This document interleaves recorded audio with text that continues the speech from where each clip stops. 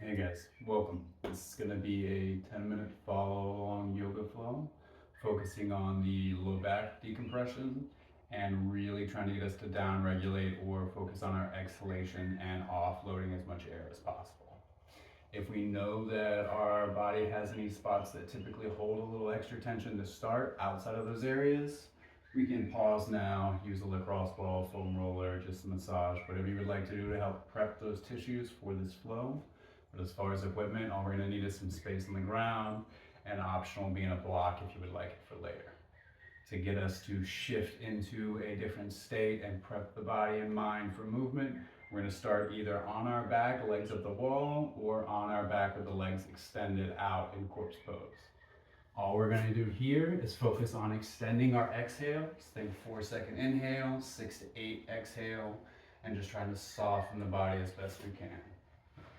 Starting with the legs at the wall for me, it could be legs extended straight for you.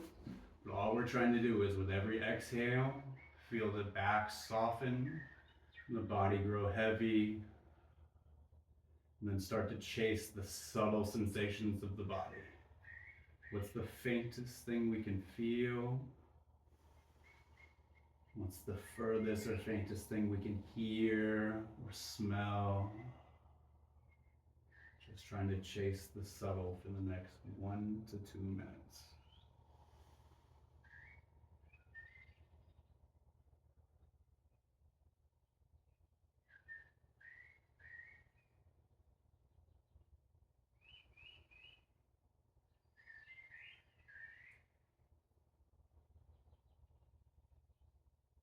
Feel free to adjust the posture and whatever is needed to find comfort, while also listening to the system, understanding that what discomforts or irritations we may feel are just communication from the body, asking for either relief, change in position, or a softer breath.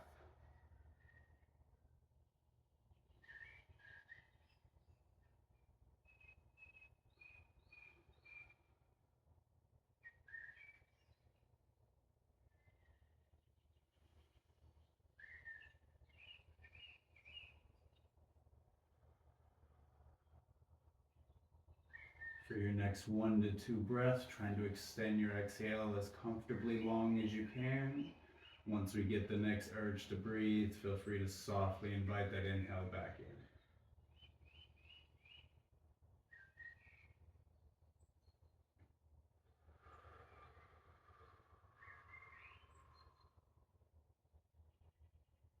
After we finish that last breath, slowly and comfortably making our way back onto the mat or into a tabletop.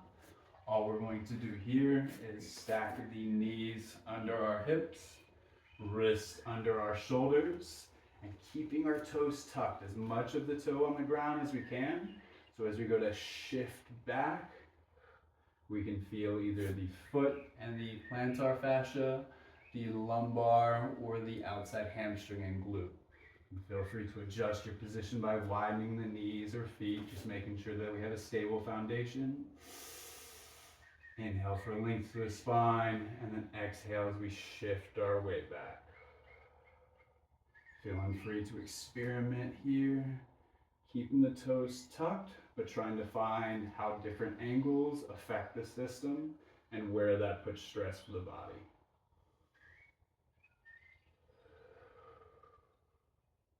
Keeping our long exhales that we had from the warm-up.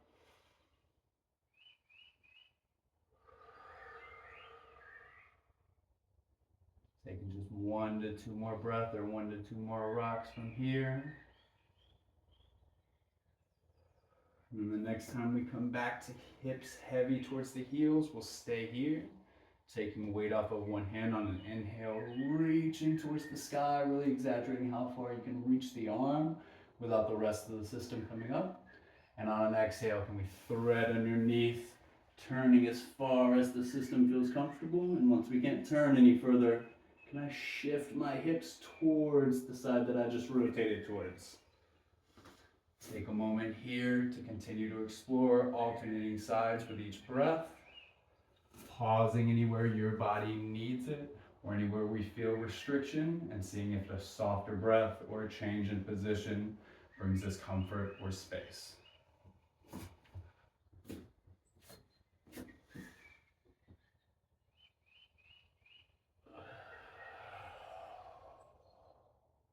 If you're comfortable and would like to go for a bind as you come to these positions, feel free to do so. Just make sure the shoulder peels back away from the ear and the face, and that we can still comfortably turn the body to look towards the ceiling.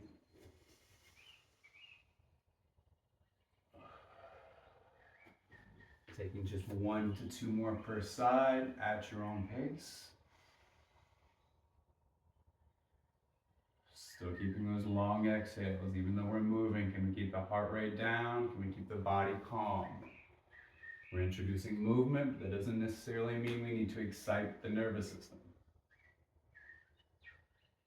After we've evened out those sides, staying in our tabletop, all I want us to do from here, extend one leg back, and then we're going to bring that knee or foot as far forward as we can.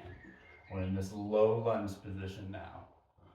From here, we're first going to focus on the ankles for that front foot. How far can I get the knee to travel forward? Maybe work on trying to pull that heel closer in towards you without it having to come up off the mat.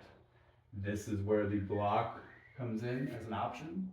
If we feel comfortable with our ankle mobility, can we lift the ball of the foot and then try to get our hips and weight to shift forward from there.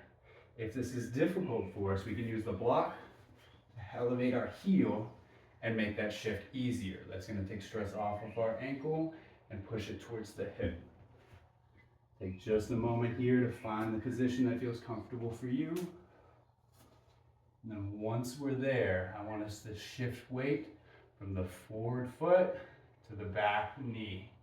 And all we're doing is seeing how we feel transferring weight forward and back, and how we stabilize to do so. Still keeping a calm, controlled exhale. We're slowly working our way towards our peak pose here. Once we're comfortable, whichever foot is forward, growing heavy in the opposite hand. And then without taking weight off the back knee, similar to the rotation we had earlier, how well can I reach up towards the sky? Hold here for a few breaths. Every time it feels comfortable, can I rotate further away or reach closer towards the ceiling? Taking just 1 to 2 more breaths here, really feeling that rotation and that expansion of the hip. And then on our next exhale, slowly planting the hand back down. We can bring the knee back to the other, and then set our hips back and just relax into this child's pose for a moment. As we've collected the breath and the hip feels comfortable, we step the other foot forward. Again, finding our angle, whether that's more foot forward, foot back, whether the heel is elevated, or we use the block to elevate the toes. Whatever feels comfortable for you, but once you've found your angle here, we go back to that same rotation. Keeping that soft exhale, can we begin to notice any differences in sensation? Does one hip feel more mobile than the other? Does rotation feel more natural on one side than the other? If so, it's just communication from the body, letting us know what our natural tendencies are. Staying here for just 1 to 2 more breaths, but I want us to really exaggerate that exhale and try to soften further into this position.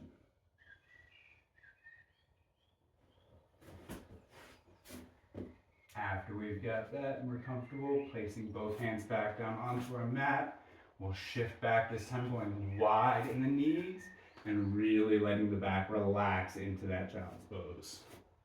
We can stay here for the finish, or we can go back legs up the wall, but we've earned a rest. Spend the next 2.5 minutes continuing to soften through our breath, and maybe seeing if we can add in just a little longer of an exhale, or possibly a hold after the exhale. Never pushing the body to anything that feels alarming, but just continuing to soften and see where the body can relax. Can we let the breath lead us here?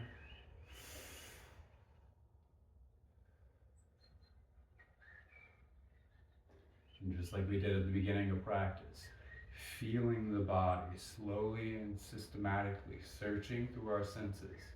Who feels tight? Who feels weak? Who feels sore? Who feels warm and cold? Not trying to change anything just yet, but just getting information from the body.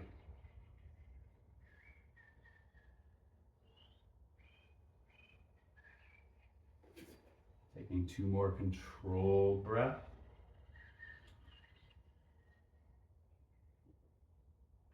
And now for our last portion, all we're going to do while in our child's pose, I want us to take 2 deep inhales, our longest exhale yet, and just sit on that exhale hold.